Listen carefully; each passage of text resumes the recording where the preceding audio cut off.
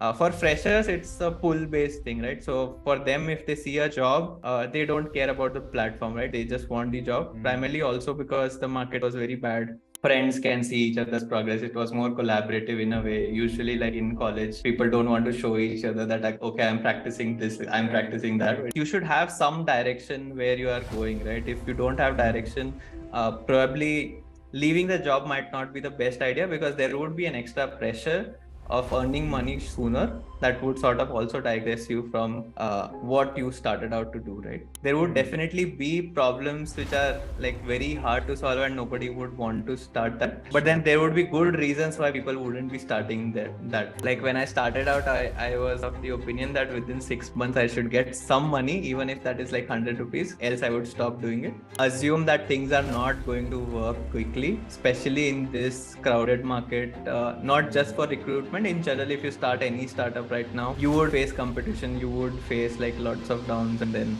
you would have to figure it out in your own way. How would you approach this problem?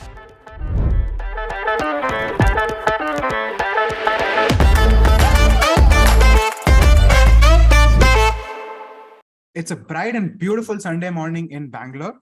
And today with me, I have Raj Patel, who is a friend, a fellow Tripletian, an engineer, an entrepreneur, and true embodiment of what I would say engineering should be.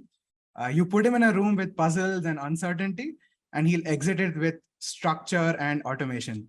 So welcome, Raj. Thanks a lot, Abhinav, for having me. Excited to be in this. This is my first podcast, so I hope it goes well.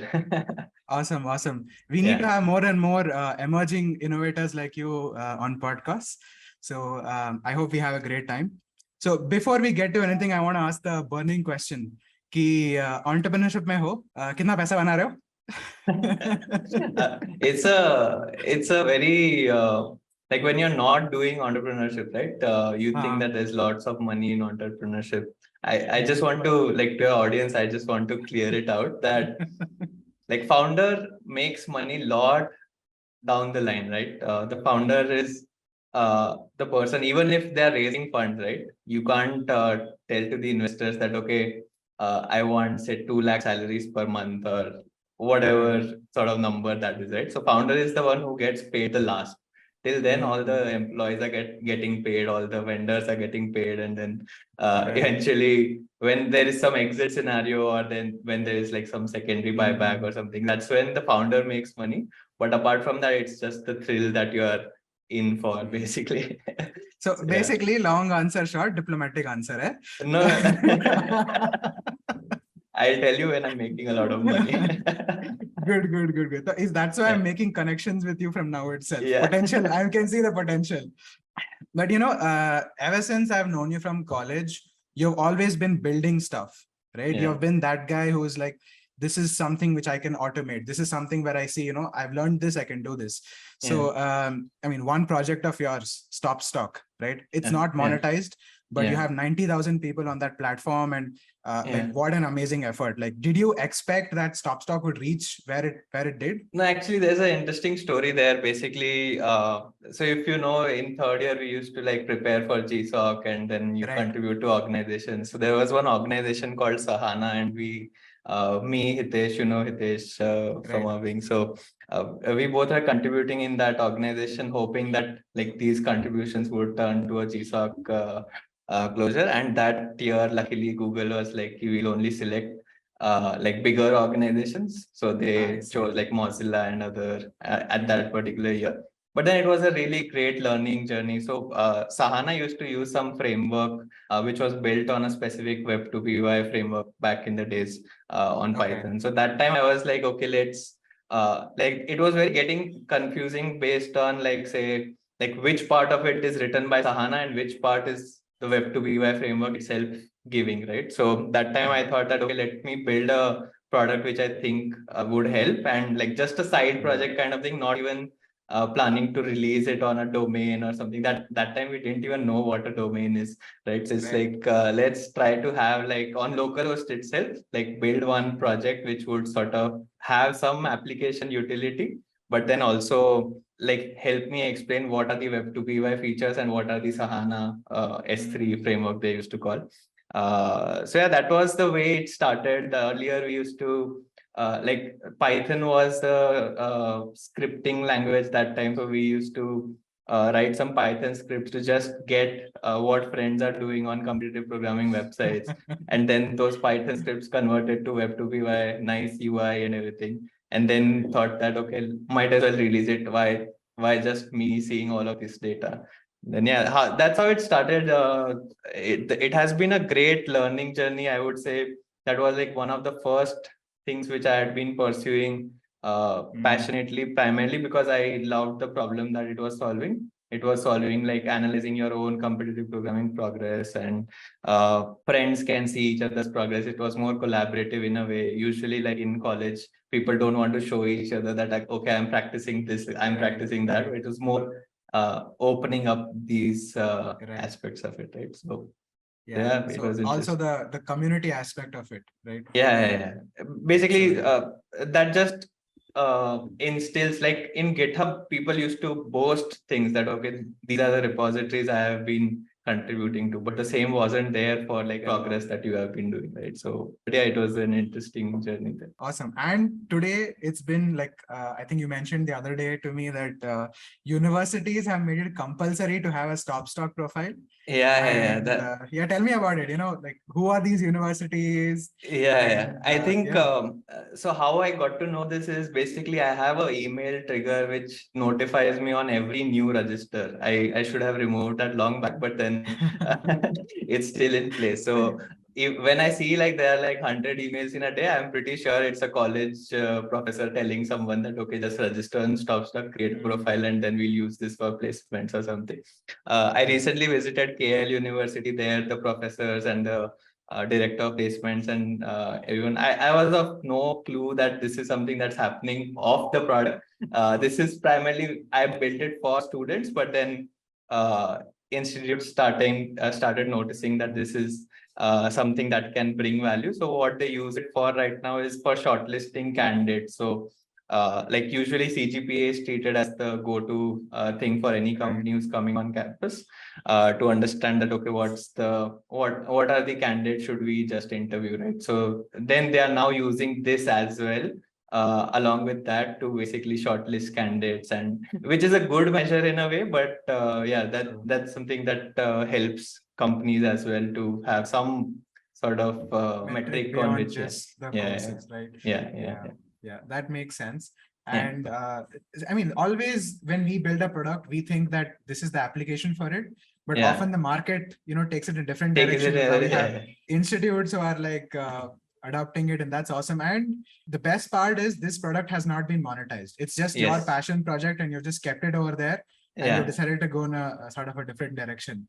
That's awesome. right That's awesome. yeah Your love for building products and then eventually for entrepreneurship. So you are a Gujarati, right? So yeah does that background have to do anything with this risk-taking nature and exploratory nature? Probably somewhere in the genes, I don't know. But then my parents are teachers. Like both of my parents are teachers, so they are not from business background. People have a thing that everyone in Gujarat does business, but then someone has to do jobs as well, right? So, True. so, but yeah, my upbringing has been decently middle class in like teaching background. I've been very studious in school as well. I was in the same school where my father was teaching, so there are two sort of ways to look at it. Either I was the most naughty kid and nobody used to like stop me. Right. Else, the other way around is that I was the most studious kid and I couldn't divert at all. So I was on the later side. So you're on the latter side. Awesome. That must be like a pretty weird situation, right? Yeah, as in like I have gotten acquainted to it pretty soon. Right. Like in school, I used to tell my father as sir. So all of those was very kept professional sort of thing. Right. So but yeah, it was an interesting Did your friends tell that, hey, your father is what he used to teach maths, or what subject? Yeah, he used to teach maths. Yeah, so your father's the maths teacher. Can you ask him what the questions are going to come, or what's that? I don't remember any specific instance there, but then yeah, I used to be part of all the punishments and everything. So I don't think they would have asked me this because of that relationship. Awesome. Yeah. But I still do think I think you did mention to me that in general, even though your parents have been teachers, there are often things that they just say in passing, right? Which, like, for example, there's the whole talk about building around first principles, right? Right. Which you raised the other day. Yeah. So, like, can you just give that example of, Right. what exactly your parents used to talk? What exactly are first principles, according to you? And I think that's very important in startups, because mostly there's no template kind of thing which can be followed. Usually, like when there's a problem at hand, you figure out solutions by first principles. You think what makes sense. And primarily from my parents, like my father used to have, like very early in the days, like he always tells me that he was not very financially well at that time, so he had to take the job, but he wanted to start out, right? So that time, like the family and other financial condition was not such that you can probably start on your own and take these risks. He did have like a couple of like shop kind of things that he had done for like 1 or 2 years, but then over time he moved out. But then these principles that he always talks to me about, right? Like we learn from say books and podcasts and whatnot, that okay, this is what GTM is, this is what like this sales channel is, and so on and so forth, right? That you acquire, and it's much more templatized in a way in this modern entrepreneurship world per se. But then, like for example, my father would tell me that okay, if you have existing customers, try to get referrals from them, right? He won't know the word referrals, but he would like you can just ask them that if they have some friends in the network. These are like sort of first principle thinking, right? That okay, and then give out product for free for like say a month or so. Which is what we call free trial sort of thing, right? So now, but then these aspects is like, even if you have cost for giving that out for free, still give them, so that at least they know that there's a new player in the market who is doing something like this. If they like that, then you probably upsell them or convert them to a paying customer. Right. But yeah, it has been a great support from my mother. She's more of like the tension mat le bas. so so that's from all her what side, mothers want, isn't it? It's eventually what they want, and they want to see their kids happy in a way. And yeah, mostly my father is more inclined towards business and other things. So he definitely is a good mentor in that way, basically. Lovely. Yeah. Lovely. After listening to some of these podcasts about first principles and so on, did your father's stature suddenly rise in your eyes? Like, oh, he's been telling this all along. At least I can map it whenever he says that, like not the other way around, but in retrospect, when I hear it from him, I definitely see that, oh, see, this is what I learned from a podcast, but then this he already knew. So, that's amazing. We often underestimate like how much of our family knows, because they often keep telling the same stuff, right? At least that my personal experience has been that I keep hearing the same thing 100 times. I don't give as much value to it. Somebody from outside in a position of power tells me about the same thing, then I realize, oh, then you realize, then you give some level of importance to it. So, right. Awesome. So today you are an entrepreneur. You run Reczee, right? Yes. Which is, tell me about it, right? Reczee is basically we are trying to solve the inefficiencies in recruitment space. So we have multiple products in that. One is towards pure B2B, where we are trying to streamline the activities for a recruiter. So for example, starting from a resume till offer, there are a lot of activities which happen for multiple candidates, like say email conversations, internal comments, evaluations, interviews, scheduling, careers page, managing all the sourcing channels, agencies, so on and so forth. So all of these activities, like young startups usually do it on spreadsheets and like email or more sloppily sort of operate there. We basically help them streamline all of this on a single platform. Every stakeholder has a specific role to play in a recruitment sense. So we make sure that the experiences are tailored according to them. This is called Reczee ATS, applicant tracking systems. So usually candidates know this because they prepare their resumes like ATS friendly resume sort of thing. So that's what the ATS product does. The other product is towards the talent marketplace. So usually I'll tell you one thing. When I was hiring for a lead generation role, I posted a job on LinkedIn, and then a DevOps engineer applied on that, because the problem is that there are a lot of people who are looking out for jobs and they just want to try their luck, right? Sort of the consequence of this is there are multiple issues here. One is recruitment. A recruiter himself or herself has to pass through all of these applicants in a single sort of screen, and that's completely manual. Like LinkedIn doesn't have any screening tool per se, right? And that increases the workload for the recruiter, and for candidate also, the ones which are good, they are now in this haystack of applicants who have applied from all sorts of diversities. And it's possible that instead of reviewing these 1,000 applications, the recruiter might just review, say, first 50 applications and probably close someone. But there might be one good candidate apart from these 15, those 950, which has just been lost because the number has gotten to 950, right? So this way, basically, the candidate also are affected because there's a lot of noise in the system. So Reczee Talent Hub, what we do differently from usual job boards is we take assessments of these candidates, and then if they pass the skill requirements, only then they can click on apply, right? So that way, even if the experience range doesn't match, they cannot apply, right? So, for example, a fresher can't apply for a experienced position. A DevOps engineer cannot apply to a lead generation position, and so on. Got it. Yeah. Makes sense. So basically, primarily, you have two products. One is this ATS system, which is, so the business model over there is, it is geared, you get money essentially from the companies. They are the ones who are paying for it. So got it. So Talent Hub is basically the matching system where your main USP is you are ensuring that there is a certain quality of candidates that come in, right, and there is noise filtered out of the system. That's right. Yeah. That's right. Okay. Makes sense. Yeah. So one question which I had is, you're having two products.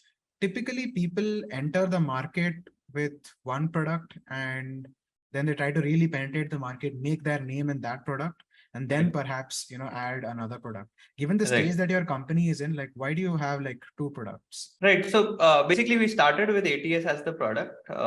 We had like paying customers for that, and we then realized from the customers that sourcing is also a bigger pain for them. So this is not like a pivot kind of thing that we are not working on ATS and now working on Talent Hub. It's more of an addition to the suite of products that we have, right? So ATS is where it starts after the resume. Talent Hub is where we start helping the companies finding those resumes in the first, right? So it's sort of an addition to the existing service. Basically, you're building an like entire ecosystem around the whole hiring space. Yeah. Got it. So thing is, the hiring space, like you have a lot of big players, right? Naukri and I don't know, monster.com, and there's so many players. There's so many small hiring agencies as well. It's a very crowded space. Most entrepreneurs would think that, okay, the easier way would be perhaps go for a problem which has some minimal validation, and maybe they can have a different approach on it.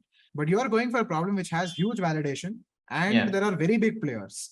Right. So what made you think about entering this hiring space? Yeah, I think before this, I can probably give a bit of my background, what kind of work I have been doing. So graduated from IIIT Hyderabad with you. And then after that, worked with BrowserStack for around 3.5 years. I had interned there, that converted to a PPO, and then worked there. So in BrowserStack, primarily, I had left as tech lead. So at that time, I had been hiring a lot of candidates, doing interviews. So there I was involved decently with the recruitment team as well as the hiring team. There I spotted a few gaps in terms of, like, there are tools in place, but then there are still some of the activities still done manually. Then I switched to a company called Harness. After joining Harness, there also I was part of the hiring team for multiple roles. There also I realized that there are tools in the market. A lot of tools are used as bookkeeping, right? Bookkeeping is still like, I can use Asana for bookkeeping, right? I can use Jira for bookkeeping, right? Why use ATS in the first place, right? So there were some gaps in that, and that's what interested me in starting out, in terms of like these gaps are something that needs to be solved more fundamentally and not seen as like a bookkeeping kind of source, and the recruiter still has to do it. Just a question. So by bookkeeping, you essentially mean that they are just manually entering all the details and then manually going through all Yeah, of it's it, like a sort of a reactive approach where, like, say, like if some scheduling had been done manually on calendar, you just go on the ATS and update that, okay, this interview happened on this, right? I'm not saying any of these instances I've seen, but just to give you an example of bookkeeping. But the ATS are supposed to help them more proactively, right? You should do all the things on ATS, right? Why do you have an ATS subscription at all if you don't sort of use it to the fullest, right? So that was the first instinct. Obviously, when you start doing this full time, you realize I've talked to more than 150 recruiters just for the user research after I've left the organization. So a lot of those hypotheses were invalidated. Then we launched sort of an MVP. We got feedback from the customers and the users, beta users, so on and so forth. So that's how we realized that, okay, the pain is multifold basically. And like, of course, the problem that we started with, that might not be the exact same problem, but then it's catered to the same broader vision that this is a mess sort of thing in recruitment, like a lot of fragmented players inside it. But what we want to do is basically streamline all of these activities in a single platform, right? Got it. So essentially, the problem was not as efficiently solved. Yeah, there are a lot of potential gaps where you could contribute with your expertise. That's right. I just want to understand the timeline. So you said that, so many people are often in this dilemma, should I start a side hustle and then, once it gains some traction, then leave my job? Or should I, how did you go about it? Did you just say that, okay, today I'm leaving my job, ho gaya mera, enough of this employment nonsense, and I'm going to go directly and start a company? No, I think there are multiple things that you should consider before leaving the job. Luckily, I didn't do a lot of mistakes, which I have been reading people do. But usually, like, you should ensure that your finances are taken care of. At least you have like some income coming in, or your savings are sort of enough for you to go for a year or 2 years kind of thing. Another is you should have some direction where you are going, right? If you don't have direction, probably leaving the job might not be the best idea, because there would be an extra pressure of earning money sooner that would sort of also digress you from what you started out to do, right? So that was another thing. And in general, like, as you asked, basically what you mean is, on the second point, that you might potentially take up opportunities which are not in line with your long-term vision, just because you have to kind of make money, right? Some freelancing, consultancy, and that would like really just digress. Not just freelancing, consultancy, also like in product decisions, you might make decisions which would give you easy money, but then probably that might not be the easier way for your long-term vision, right? So that is another thing. Like, you might just copy someone else's idea and then try to see that, okay, is there some money coming in? Then I'll work on that. Right? It just sort of derails you a bit. Makes sense. Yeah. There is just so much amount of emphasis and overemphasis given on the idea in the entrepreneurship space, right? You are working on and I think you are the perfect example. You're working on a problem that already exists, right? And there might be other people who are approaching the problem in a similar way, yet you are finding a space for yourself. And there is this possibility of multiple players in the market as well. Tell me a little bit about that. I think, like, say, if you have an idea, if you Google around it, definitely there would be a company around it, right? So if not a company, someone trying to take a stab at it, right? So you can't find completely unique idea, is what I think. There would definitely be problems which are like very hard to solve and nobody would want to start that. But then there would be good reasons why people wouldn't be starting that. For example, like I was listening to some podcast, I think, where like some good entrepreneur with multiple exits is trying to probably solve like how to clean the ocean, right? In like all the dump that you have been doing to the ocean, right? So there's a reason why people haven't been able to do that. Like, if me as a person wants to start this idea, I need a lot of domain knowledge, lot of contacts in those industries. I don't know the regulations around it. so on and so forth. So there would always be good reasons if a new idea has never been implemented. But else, if you are entering a market with some competitors, is sort of a validation, as well as you should sort of learn from them. You should also acknowledge that these are the things that they are doing well and these are the things that are not doing well, and basically try to take a step based on those understandings. So essentially, I think for a lot of people, one should not, like, the nature of business is competition. So one should not try to stop themselves from giving a stab at a problem. If they think they have a unique approach and they can really contribute. Yeah, definitely. I think that's the default state for me as well. Like, I don't get sort of derailed if some other company is doing a similar sort of feature or something like that. Yeah. It also helps you, stay sane. If you're always like looking at competition, you just can't focus on yourself, right? Yeah, that's definitely true. Yeah. So today, like, how big of an audience do you have? How big of like how many people are actually rolling through your system today? Yeah, so I think like there are multiple ways to look at it. ATS is more of a B2B kind of company. So there we have a few paying customers. These are companies who are paying us. TalentHub is something where companies plus candidates are on the platform. And there we have, like, we partner with a lot of companies to post their jobs and then hire candidates from there. That's amazing. So I'm a little bit more interested in the TalentHub. So over there, you the business model is, do you take money from the candidate as well as the company, or is it just primarily the company?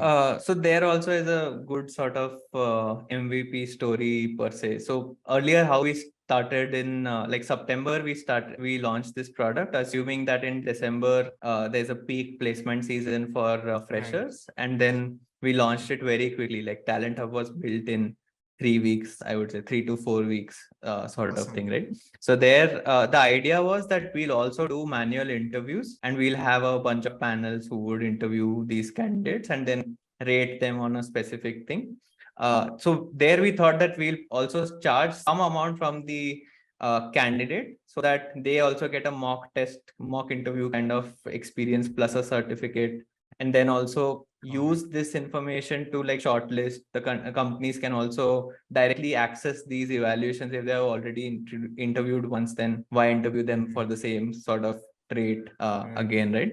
But then we sort of stopped that model, charging from the candidates, because we understand that candidates are already paying for, say, courses for their studies, and then I don't know how many ed techs are there now to like upskill them for their jobs. But then that we stopped, because that was primarily a matchmaking plus a mock interview kind of thing, right? So now we primarily just charge the companies once the candidate is closed, right? Eventually, we don't plan to charge the candidates a lot. This fee that we were charging earlier also was lesser than the amount we used to pay the panel, right? So that also we had sort of kept it low on the lower end, but then right now we are not sort of completely pursuing that direction. And it's also like, I think, so you said that you charge the company once the candidate is closed.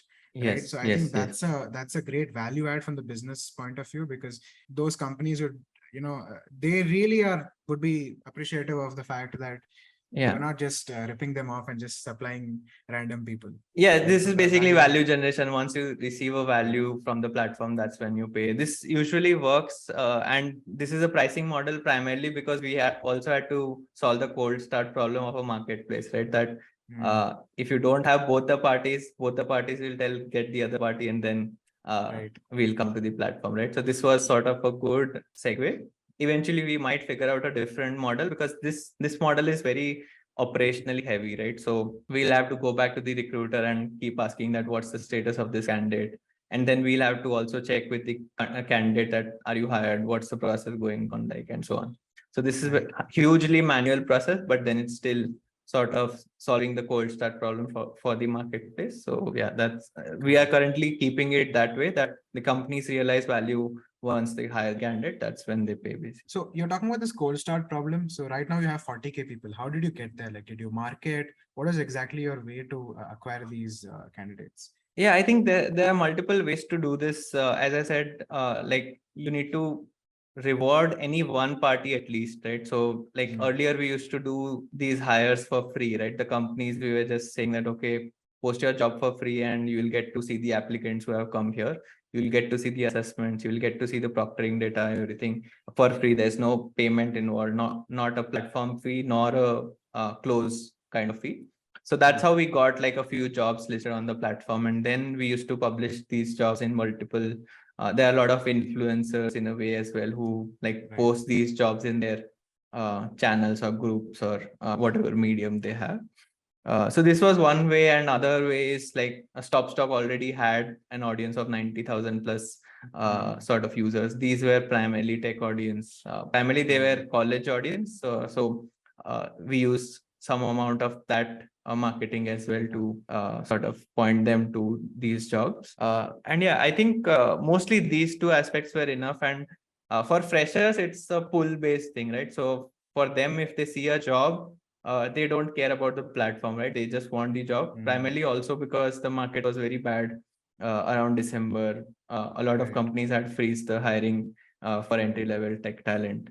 So yeah, that sort of helped us in getting these users on the platform. But now it's more like a self-serve sort of thing. We are still sort of hacking the experienced audience by doing some amount of manual reaching out to candidates. But yeah, that's the cold start problem that we are in currently. I wouldn't say we have solved it. We are still in the process of solving it. Lovely, lovely. So essentially, it's all about making a start somewhere. And once there is like some amount of validation that you receive, then automatically that starts a rolling ball, and then more and more people, whether it's the company side or the candidates, they end up rolling in. Yes. Yeah. Awesome. Because several people often look at it, they look at these big giants, right? Yeah. And they say, this guy has like, I don't know, like 100,000 people that he's servicing, right? How can I even compete with that? So it's all about just finding that one start and making an entry point. And I think one thing which is like often underestimated a lot. So you told about this quick execution time that you had, 3 weeks. Right. So I think that's awesome, because several times people are just stuck on the idea the whole time. You just executed quickly, took it to the market, found the response, and then that gives you the energy to pivot quickly and improve your product far faster. Definitely, I think that's a good learning that I had taken very early on. Like I'll give you example of ATS as well. So when we were launching ATS back in March 2022, that time we were of the thought that okay, my product should be completely self-serve. If someone signs up, they can directly pay, and then they should be able to set up their recruitment and everything directly. Then we set up all the Razorpay integration, and like completely, if someone pays, it automatically reflects on the account and so on. But that was sort of a deter. I could have released the platform before, and then anyways, a lot of customers pay us directly via Neft, right? So they don't even go via the Razorpay loop, right? Because these are companies, right? They have accounts team. They see an invoice and they want to process it via their model and not a payment gateway of sorts, right? So yeah, these are some of the learnings that if you launch early, a lot of your hypothesis would anyways be invalidated. So yeah, that's makes sense. So you're talking about like hypothesis being invalidated. So along this journey, what else has been like, can you give examples of, so you talked about this payment service where you put in the effort of integrating and building that whole service, and eventually people are like, hey, I just don't want to use it. I'll do whatever I'm currently doing. There are some sort of features that we had thought that this would bring value. For example, say in TalentHub, we, as I told you, right, that certification thing, we were planning to do it for all the sort of skills that are present, right? It's not just data structures and algorithms. We'll also do interviews for Python, for AWS, for Ruby, whatever skills are there. We'll do sort of half an hour or half an hour interview is what we had planned that time. And I was like looking out for panels who would be experts in these domains, but then I realized that people are not willing to pay. So these are some of the quick learnings that you get after you roll out it. That this is something that's not well received. So probably move on to a next tab at what you're doing. You are currently bootstrapped, right? Yeah. Are you thinking of like taking on investors at some point in time? Yeah, as of now, I haven't like actively pursued personally because like I don't want to get to investing stage unless I have like good traction. I can probably say go with say Reczee, TalentHub or ATS right now and pitch this product is going to work and this is what I want to raise in. Primarily because one is it takes a lot of effort to detour basically and try pitching investors. Since I'm a solo entrepreneur in the solo founder in the company, it would sort of derail my other operations and other things.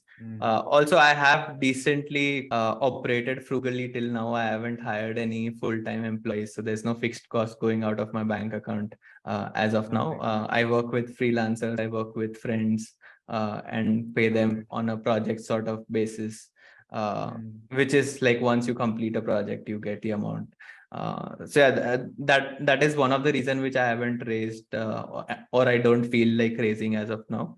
But yeah, not sure how things would pan out still, since this podcast is being recorded when we are also figuring out. So then might not be the right time to comment anything there. Awesome. When do you think that a company should raise funds? Because often, so there are two things that I see. One is a lot of companies are just burning cash and they just see that, okay, we throw cash at and money at a problem and that should be the solution. Something should arise out of it, right? Whereas you are going with this model where you are like extremely frugal, you're trying to achieve product market fit before getting any investors on.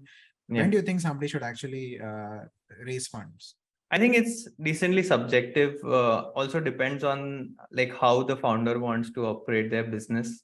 A lot of times people raise at seed stage if they probably say they are not tech savvy and they want developers. Usually developer salaries are the most biggest cost in the early stage thing. So like if you want to sort of afford those salaries, you would need funds, right? And burning those from your savings might not be the best idea if you don't know if the product is going to work or not, right? That is one of the lucky things that I have, that okay, I can build products and then not spend a lot of amount there. I do spend on like say marketing and sales, but then that also I have sort of reduced on a project or impact sort of basis. But yeah, I think it depends completely on the company. For example, I think Nitin Kamath from Zerodha in some of the podcasts, he had said that if he had to start Zerodha today, he would not have imagined doing it bootstrap, right? So it depends on like what domain you are in, what kind of product you are getting. If you're building sort of an e-commerce for having the inventory, you would need funds, right? So those kind of products might not be bootstrap sort of thing for a longer time. Right. So basically, A, subjective, and B, depending on the type of business and how you want to approach it. So there's no like right approach to go. Yeah. Okay, awesome. I want to pose the same question to you, right? If you were to start Reczee all over again today, what would you kind of not do? Like skip like 5 steps and then directly come here? To be honest, I'm not a person with a lot of regrets. So I still see it as like a learning itself. So it might sound very, I might sound very cliched in terms of, or sort of repeating what people have already said. But then, as I said, right, I had made mistakes. For example, in the ATS, as I said, I wasted some time in, say, the integration and so on and so forth. Those learnings, people used to say, like, there are a lot of YC podcasts and other things which tell that build your MVP in, say, 2 weeks, 3 weeks, give it to the hands of your customers and see what their response is. But then you still feel that I don't want to give an unpolished version. Let me take, instead of 2 weeks, let me take 3 weeks and then probably polish it a bit later. But yeah, this was a self-learning, so it was more concretized after that. So I wouldn't say that I regret not doing those things. It might have been like that if I had not done, someone would have asked you, how do I pay? So not really a regret sort of thing there. That's good, right? Each failure is just a stepping stone towards success. If you had not been through that, then you would probably not know how to take decisions in the future. Right. Awesome. Very well-rounded and humble opinion. The other thing I wanted to understand is along this whole journey, right? You talked about some failures. What's been your biggest challenge?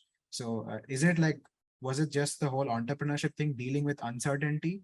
Was it like breaking into the market, working with people, the business model, product market fit? What aspect of it was the biggest challenge for you? In terms of like building, there wasn't a lot of like challenges, because like given a problem statement, I had done like a lot of building, as you mentioned, on Stock, and I had done like previous projects as well.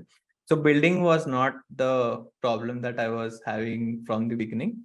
The problem that I used to face is like the sales side of it, right? So if you want to, like, there are a lot of terms and these fancy like ICPs, like ideal customer profile, and Right. how to reach out, what kind of copies to write, how many follow-ups to do, and so on and so forth. So this I acknowledged very early on that, okay, I'm not the right person to sort of do it more scrappily here. I cannot follow the MVP model here. So there I had sort of taken a few courses, just read about how founders used to do it. So that was a good learning curve for me, trying to figure out that what sells, how to pitch, how to position yourself, and so on and so forth. But yeah, I have gotten decently structured now. I would say, unless I hire a new salesperson, I wouldn't know if that is a good structure or not. But it's sort of floating the boat right now. So Got it. yeah. Got it. Yeah, I mean, entrepreneurship is like that, right? It's like very Yeah. uncertain, and you figure it out as you go. Yeah, you have to figure it out. Like basically, like for example, finance, compliances, all of those things you wouldn't know when you are starting out. Correct. You would think that, okay, everything is going to just fall in place. But Correct. it's the hard things which would come and you will have to figure it out, sort of. Yeah.